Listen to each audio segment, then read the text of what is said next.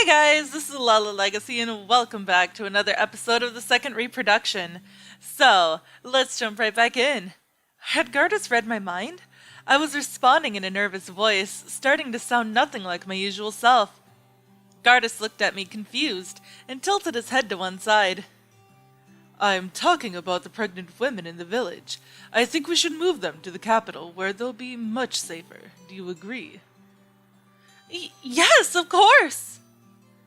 I felt embarrassed. My imagination had run wild, all because of a misunderstanding. I wanted to crawl into a hole and stay there for a while, but instead I straightened my posture and started paying better attention. You're right. The birth rate is already dropping, and we can't afford to lose any more children. It would be bad for the kingdom. Why is the birth rate dropping? While most of us have mixed blood, we as a nation, are still mostly controlled by our emotions. So, if a mother feels uneasy about having a child, not only will the conception rate go down, but a pregnant woman might even risk losing her child. I see. Maybe the lack of guards around the village is making them worse? It is. We don't have a new generation of soldiers to train either. No wonder you're short-handed. I see. That must be why Gardis has to fight on the front lines. Death Ride was a worse state than I thought. No wonder Gardis had given up back then. There was nothing he could do to salvage his kingdom. All the other kingdoms saw Death Ride as a military superpower, but in reality, it didn't have the manpower nor the vitality to hold off a simultaneous attack from the rest of the world. Which means increasing the number of guards would be difficult. Suddenly telling them to put more guards around the village on a specific day would be dangerous too. They'd wonder why I'd ask that, and I might be suspected as a spy. But if Lizette and I were here... So, you'll let her give birth in the capital after all? Huh? Yes, that's right! Gardis looked shocked all of a sudden, and I wasn't sure why. It seemed the conversation had changed topic while I had been pondering to myself. I gazed at him while trying to recall my words, wondering if I'd said something weird, but Gardis made an odd expression and glanced away from me. Huh? In that case, would I be allowed to visit your child? Whose? His Majesty's and yours, Lady Christina. His Majesty's and... Huh? What are you talking about? Oh my, how cute of you to get all flustered like that. You have a good eye for women, Your Majesty. I see. So you don't want any jewelry, but you'd like a child. That's not... Why, you should have mentioned it earlier. I can give you as many children as you want. Gardis was probably joking, unfortunately, but... It doesn't make me feel happy, even if he's being serious. The Gardis from before cared about me from the bottom of his heart. He wanted me to find happiness after he died, so he refused to make love to me. So, if he suddenly decided that he did want to make love to me, then it would mean that he was okay with me being sad after he died. But if what he said just now was a joke, then that meant he was just playing around and didn't actually mean it. Well, maybe to Gardis this was something to laugh off, but to me... Chris? Don't. Don't say something like that if you don't mean it! Christina? Regret and sorrow poured out of me as I stormed out of the room, ignoring Gardis's cries.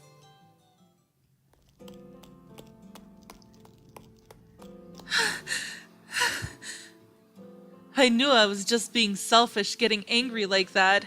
In the past, I would have been annoyed by it, and maybe slightly put off, but that's all. It wasn't fair of me to get angry at Gardis just because he said something I couldn't remember. I'm so immature. I thought I was happy just being by his side, but I was quickly realizing that I was getting greedier and greedier. Princess? Oh, it's you, Lizette. Did something happen? You suddenly stormed out of the room like that, and now everyone's worried. Sorry, I just needed some fresh air. Where are you, mister? The children's voices echoed from far away. They were looking for Lizette. We shared a wry smile, then glanced downwards, at nothing in particular. Hey, Lizette, do you think you'd be able to kill those children if you had to? Eh? If I ordered you to, would you kill those children? Why are you asking? I haven't had the chance until now. If you're still faithful to heterodoxism, then I won't kill them. Even if you ordered me to, Princess, I still wouldn't kill them. So you're saying that demons aren't evil? Didn't you bring me here to show me that, Princess? I can't hide anything from you. Yeah, if it's about you, Princess, I can always work it out. That goes for how I feel about that guy, too. What? Chris, I'm sorry I went too far. Oh, were you in the middle of something? No, it's nothing. I'm sorry about earlier. I'll apologize to the village chief as soon as I get back. Seeing that Gardis had come to get me lifted the weight in my heart, and together we started walking back to the village chief's home. Are you still angry? Even if I am, it's not your fault. I hated myself for being so weak.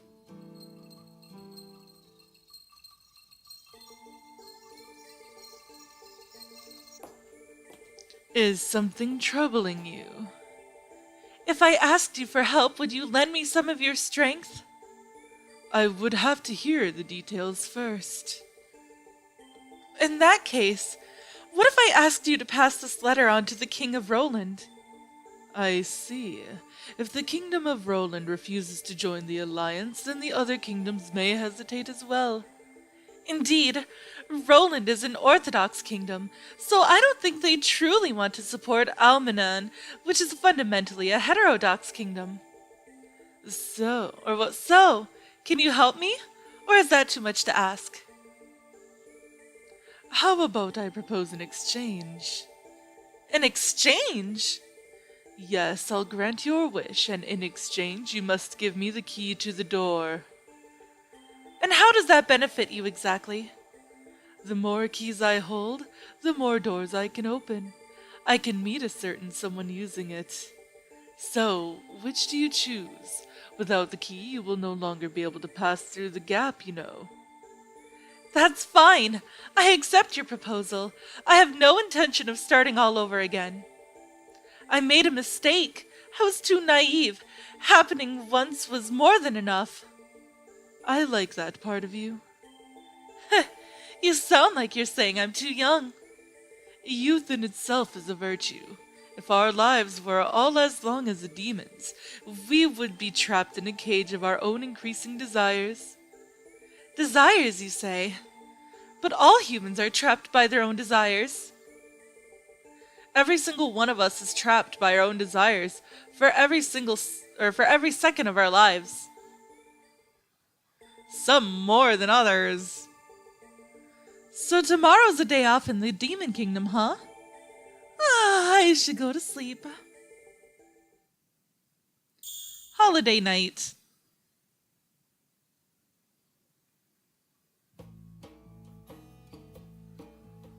Good afternoon, Lady Christina. Are you going out again?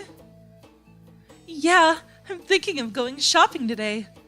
Then how about I join you? I too have business at the grocery shop. I don't think so. Chris is busy. You'll get in her way. I'm not busy at all, actually. Yes, you are. You have to attend my banquet today, remember? When did you decide that? A while ago. Are you doing this on purpose, or is this your way of inviting people out? Whatever do you mean? He does this quite a lot, actually. You'll be delighted, I'm sure. I had all of your favorite dishes prepared, so let's go.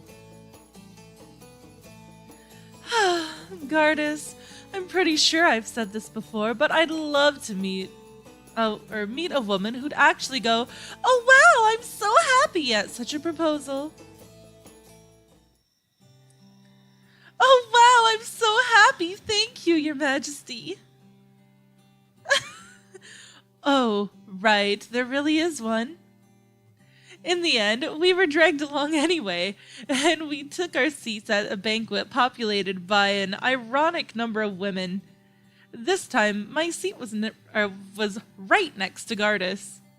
And maybe it was just me, but I could have sworn all the women in the room were glaring at me, like I was sitting in a cage of lions. Apparently, the woman Gardis kissed last time was a courtesan he knew, and this time she wasn't allowed to sit next to him. I felt relieved by that, but it didn't stop her glaring at me like an enraged lioness. It made my wine I drank leave an unpleasant taste in my mouth. This is an unpleasant situation for all of us now. I murmured that to myself, but Gardis overheard me. Is something wrong? Is the food not to your liking? Well, I haven't even tried it yet. To be honest, I'd rather eat somewhere quieter. Huh, how bold of you. Well, what are you imagining? Don't be so shy now. I'll prepare something more romantic next time. Something for just the two of us. I said... Oh, Lord Gardis, you don't care about us anymore. A woman beside him seductively pressed her shapely bosom against him, as if trying to draw his attention away from me. She had a lot of nerve moving to sit beside the king without permission. The woman smiled triumphantly, pleased with the angry expression on my face.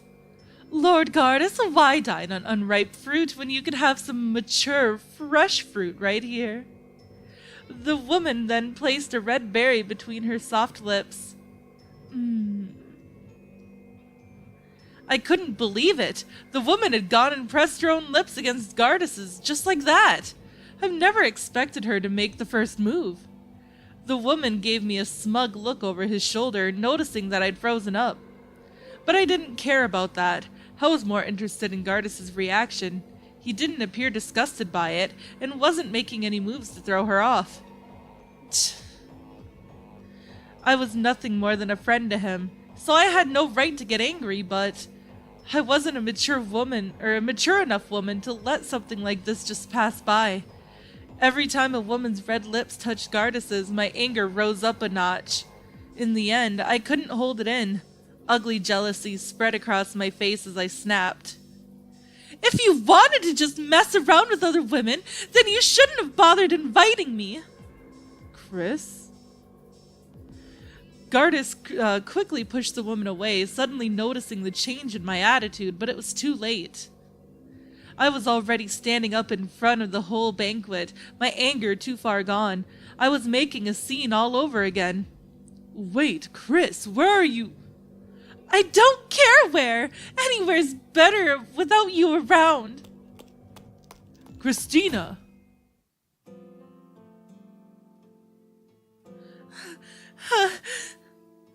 I thought I told you to wait. I was running as fast as I could, but Gardis quickly caught up with me. I didn't stop running until he grabbed me by the shoulders and spun me around. Let go of me! Just go away and have fun with your courtesans! Why are you so angry all of a sudden? Do you hate it that much if another woman kisses me? Don't get too full of yourself. That kind of kiss wasn't even worth anything. Huh, that kind of kiss, you say? Are you trying to imply you've shared a more meaningful kiss than that? For a brat like you, I doubt you've gone further than a kiss on the cheek. I've gone further than that, actually. You have? I said I have, yes. A kiss much more fulfilling than that. A passionate kiss that brought about happiness. With you, admittedly. Was it with Lizette? Does it even matter? It's got nothing to do with you anyway. Gardis? Confused by his silence, I raised my head to look at him, and met with unexpectedly serious eyes. No, they were filled with anger. I was engrossed in his mysterious dark-colored or dusk-colored eyes, and as he narrowed them, in that case, why don't you teach me how fulfilling such a kiss can be?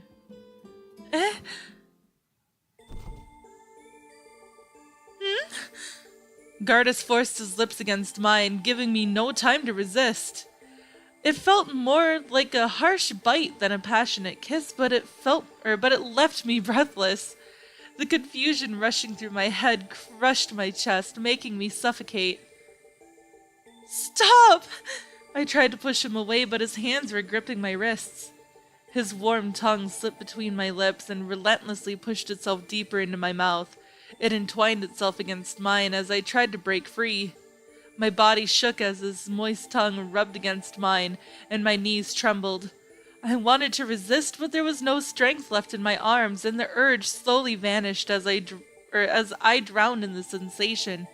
My mind quickly became blank. Seeing that I'd stopped resisting, Gardis whispered into my ears, moving to kiss me from another angle. And I thought I was the one on fire. What? He kissed me again, so hard he stole my breath away. My consciousness began to fade.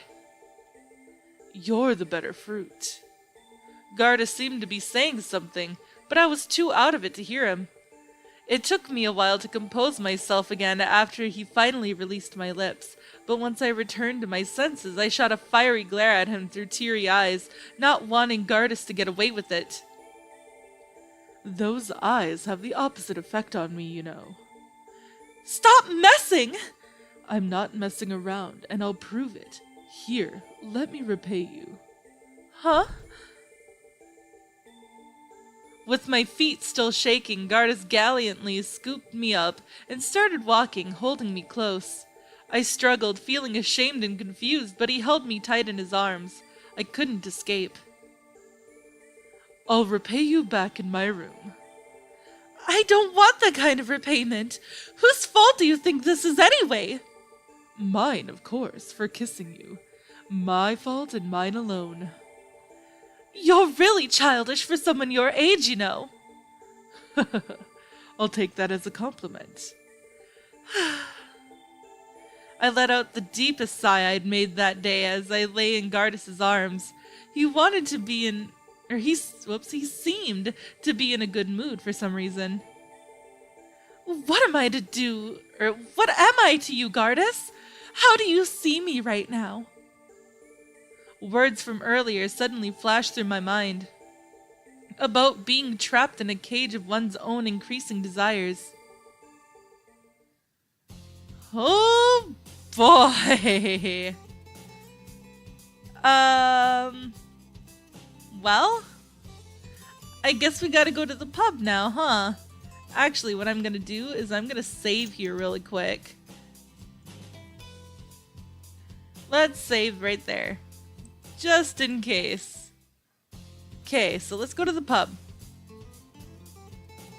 Oh, that's right! I wonder if I have something Gardis might like.